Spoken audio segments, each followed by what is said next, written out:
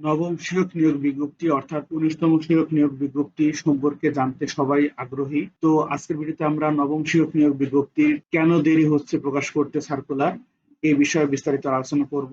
মূলত ৩ কারণে আটকা নবম শিক্ষক নিয়োগ বিজ্ঞপ্তি। এই ৩ কারণ কি কি সেগুলো আজকে আপনার সাথে আলোচনা করব এবং কবে নাগাদ সার্কুলারটি প্রকাশ করবে এবং এই ৩ টি কারণ নিয়ে আমরা বিস্তারিত আলোচনা করব আজকের ভিডিওতে। তো ভিউয়ার্স, আপনি যদি আমাকে প্রথমবার দেখে থাকেন তাহলে অবশ্যই চ্যানেলটি সাবস্ক্রাইব করে পাশে থাকা বেল আইকনটি প্রেস করে রাখবেন, যাতে করে সমস্ত নতুন আপডেট সবার আগে আপনি পেয়ে যান। এবং আমরা প্রতিনিয়তই আমাদের এই চ্যানেলে চাকরি সংক্রান্ত নতুন আপডেট দিয়ে থাকি। তো অবশ্যই চাকরি সংক্রান্ত আপডেট পেতে হলে চ্যানেলটি সাবস্ক্রাইব করে পাশে থাকা বেল আইকনটি প্রেস করে রাখবেন। তো ভিউয়ার্স, আজকের ভিডিওতে আমরা এনটিআরসি এর সার্কুলার প্রকাশের যে কেন বিলম্ব হচ্ছে জানতে পেরেছি, যে ৩টি কারণে আটকা পড়ছে এই সার্কুলারটি। তো সেই ৩ কারণ কি কি এবং সেই কারণ বা প্রবলেমটা সলভ হবে কিভাবে এই বিষয়ে আমরা বিস্তারিত আলোচনা করব। তো ভিউয়ার্স, চলুন শুরু করা যাক আজকের ভিডিওটি। বেসরকারি প্রতিষ্ঠানে ৭০,০০০-এর বেশি শিক্ষক নিয়োগের লক্ষ্যে নবম শিক্ষক নিয়োগ বিজ্ঞপ্তি প্রকাশের তোড়জোড় শুরু করছিল বেশ আগেই।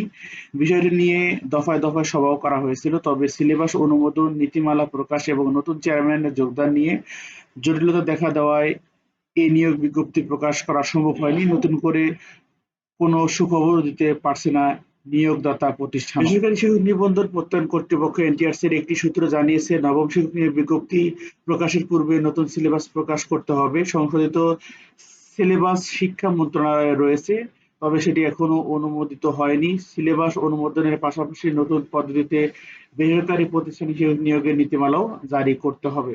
সূত্র তথ্য বলছে, এনটিআরসি এর নতুন চেয়ারম্যান হিসেবে নিয়োগ পেয়েছেন রাজা মোহাম্মদ আব্দুল হাই, তবে তিনি গত সোমবার পর্যন্ত অফিস করেননি। গত বৃহস্পতিবার তিনি একদিন এনটিআরসির অফিসে গিয়েছিলেন। নতুন চেয়ারম্যান যোগদান না হওয়া বিজ্ঞপ্তি প্রকাশের কাজে গতি আসছে না। এর ফলে নবম নিয়োগ বিজ্ঞপ্তি কবে প্রকাশিত হবে সেটির অনিশ্চয়তায় পড়ে গেছে।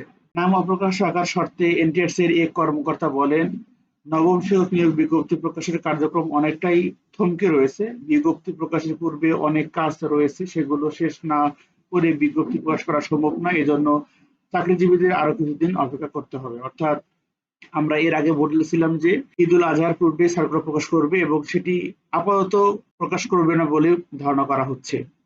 এদিকে ১৯তম শিক্ষক নিবন্ধন পরীক্ষার জন্য প্রতিষ্ঠানগুলো থেকে ৭৭,৭৯৯টি শূন্য পদের তথ্য পেয়েছে এনটিআরসিএ। সবচেয়ে বেশি শূন্যপদ সহকারী শিক্ষকের ৪৪,৬৯১টি। এছাড়াও সহকারী শিক্ষক, ধর্ম, নৈতিক শিক্ষা ৯২৮, এবং এগুলো এর আগেও আপনাদেরকে বলা হয়েছে, তাই বলে সময় নষ্ট করতেছি না।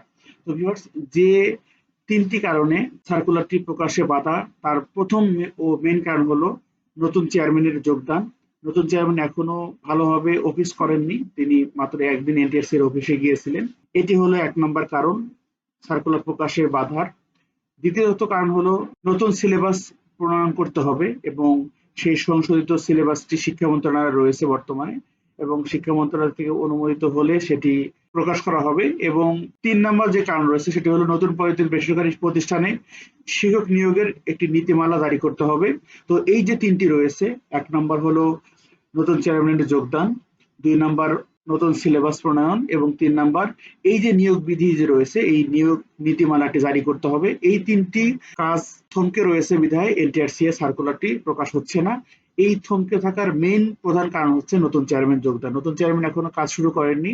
নতুন চেয়ারম্যান কাজ শুরু করলে হয়তোবা খুব দ্রুত সময়ের মধ্যেই আমরা ১৯তম শিক্ষক নিবন্ধন তথা নবম শিক্ষক নিয়োগ বিজ্ঞপ্তিটি প্রকাশ ইনশাআল্লাহ দেখতে পারবো।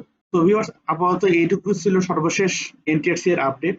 তো অবশ্যই পরবর্তী কোনো আপডেট আসলে আপনাদেরকে জানিয়ে দেওয়ার চেষ্টা করব। সেই ভিডিওটি পেতে হলে চ্যানেলটি সাবস্ক্রাইব করে পাশে থাকা বেল আইকনটি প্রেস করে রাখবেন এবং সবাই ভালো থাকবেন, সুস্থ থাকবেন। যারা প্রত্যাশী রয়েছেন এনটিআরসি এর শিক্ষক নিয়োগের, তাদের বলবো অবশ্যই প্রিপারেশনে কোনো কমতি রাখা যাবে না। প্রিপারেশন আপনাদের রেগুলার বেসিসে চালিয়ে যাবেন, কেননা সার্কুলার তো অবশ্যই দিবে। ভিউয়ার্স, সবাই ভালো থাকবেন, সুস্থ থাকবেন। আল্লাহ হাফেজ।